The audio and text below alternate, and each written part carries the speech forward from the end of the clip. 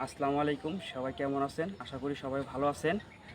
যাদের বসত বাড়ির অথবা ছাদ বাগানে ডালিম গাছ আছে তাদের জন্য এই ভিডিওটি খুব গুরুত্বপূর্ণ, তাই ভিডিওটি না টেনে সম্পূর্ণ দেখবেন।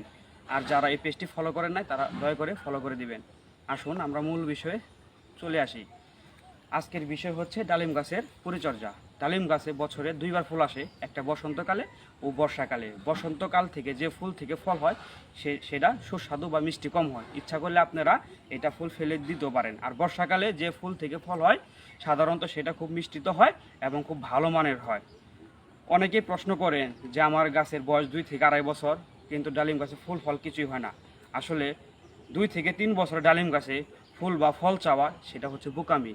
যদি আসে তাহলে সেটা বোনাস হিসাবে নিতে হবে। একটি ডালিম গাছ সাধারণত 4 থেকে 5 বছর বয়সে ফলন দিয়ে থাকে। যদি 5 বছরের পরও যদি ফলন না দিয়ে থাকে, যে কয়েকটি পরিচর্যা করলে ডালিম গাছে ফুল ফল আসবে আল্লাহ তাআলার রহমতে। আসুন জেনে নেই কয়েকটি পরিচর্যা। সেটা হতে পারে আপনার সুষম সার প্রয়োগ, রোগবালাই দমন, আন্তঃপরিচর্যা ইত্যাদি। তো অনেকের গাছে যে ফুল ফল হয় না, এর কারণ হচ্ছে অনেকে ঠিকমতো পরিচর্যা করেন না। এছাড়াও ডালিমের কয়েকটি রোগ আছে, এই যে দেখতে পাচ্ছেন অ্যানথ্রাকনোজ। তো এই রোগ, এই জায়গাটা বেশি ভালো করে দেখতে পারেন যে অ্যানথ্রাকনোজ হয়েছে। এটা আসলে এই রোগের কারণে প্রায় ডালিম গাছের ফলগুলো পচে যায় এবং ঝরে পড়ে যায়। তো এই রোগ দমন করার জন্য আপনারা যখন ফুল থেকে ফলাকৃতি হবে, ফুল অবস্থায় কোনো স্প্রে করা যাবে না।